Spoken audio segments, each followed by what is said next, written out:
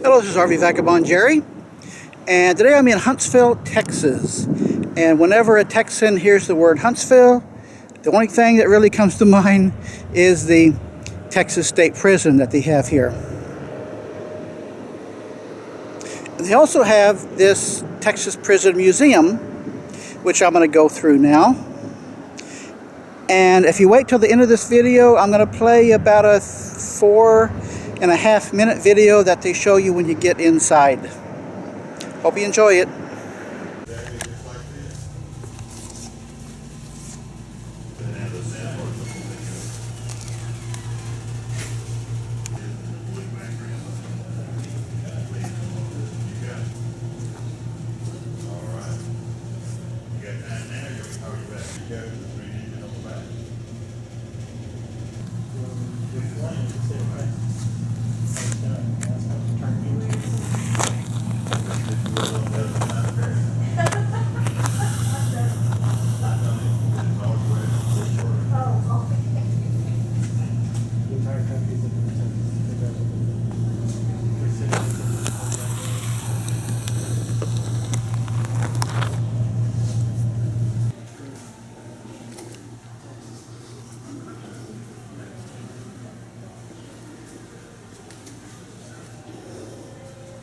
Ball and cheese.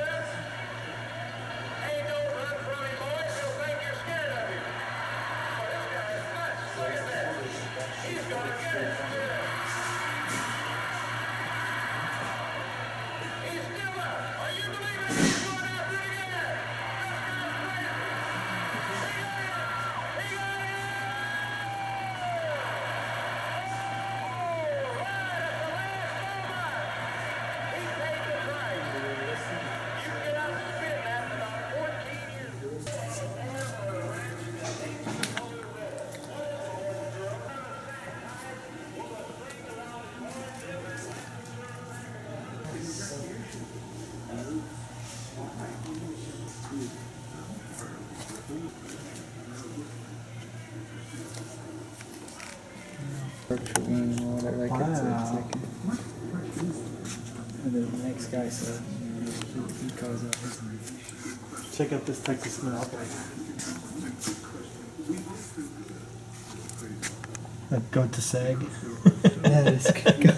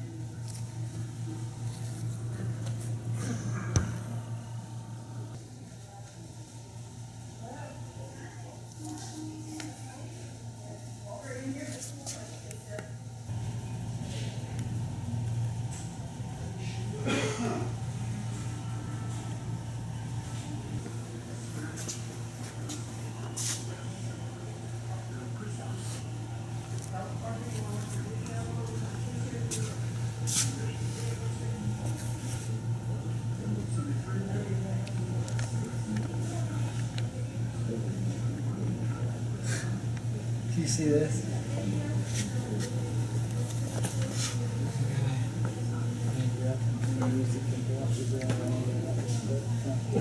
Good job, wow. They don't do that anymore. They're like, the walls to construct the small. These guys are desperate.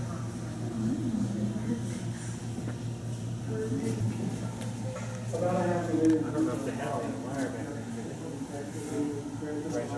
Convicts were at times treated inhumanely and the report was accurate. The inmates who were left with the penitentiary wanted to do some good and left in improvements. Due to several legislative investigations which revealed in the Ellis improved conditions for both inmates and officers succeeded Ellis in the 1960s.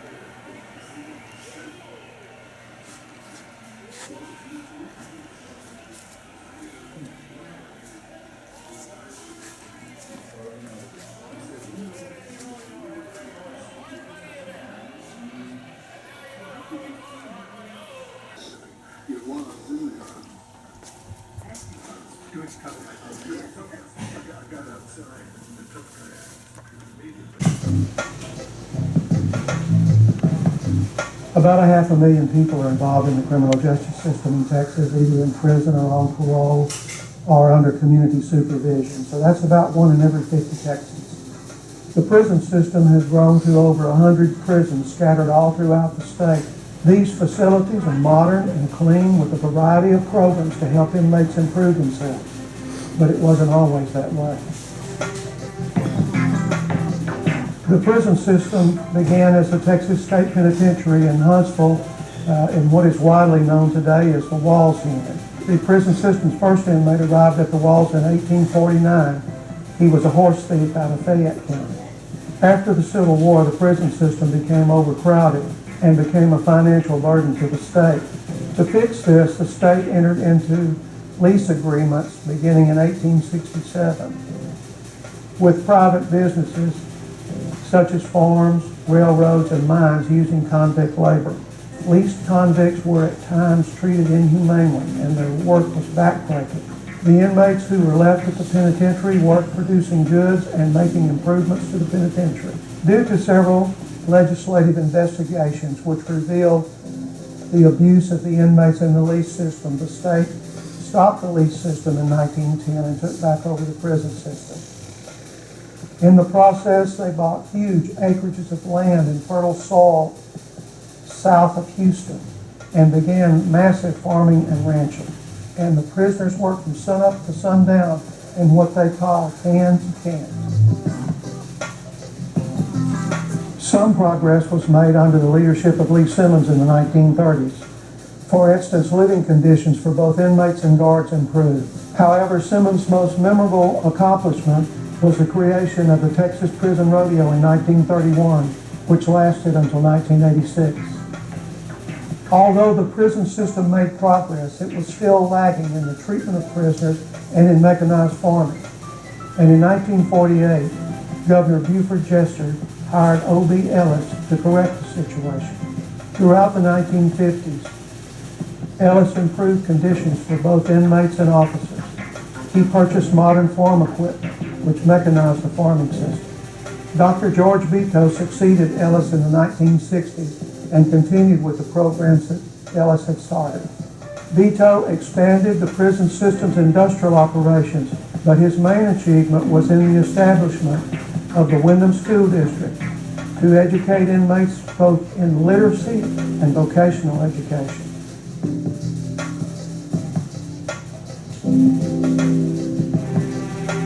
Several lawsuits were filed in the 1970s, most notably the Ruiz case. These lawsuits were heard in federal courts and resulted in changes to virtually the entire operation of the prison system.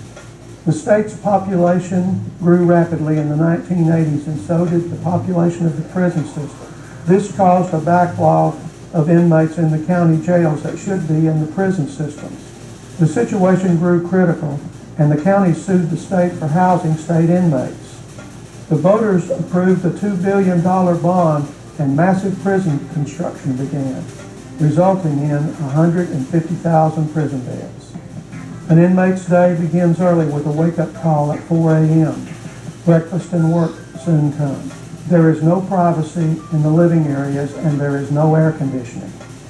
Although the prison system has softened over the years, it's still a difficult way of life. Today, the prison system's operations continue to change, with rehabilitation being a major concern within the system. Work and education are mainstays of a prisoner's life. It costs about $50 a day, or $18,250 a year, to keep prisoners behind bars. The prison system's job is to manage the criminals who have been removed from society. The prison system has no control over who or how many come to prison or who is released. That aspect is controlled by the courts and the parole system. This challenge to manage inmates is met daily by the professionals of the Texas Department of Criminal Justice as they serve the people of the great state of Texas. Well, I hope you enjoyed the tour of the museum. I showed you most of what's in there. There's also a lot of plaques on the walls telling about some of the famous prisoners and some of the escapes that have been made, and other information about the Texas prison system. So you can spend an hour or two if you want to read everything. That's it for now. Good day, folks.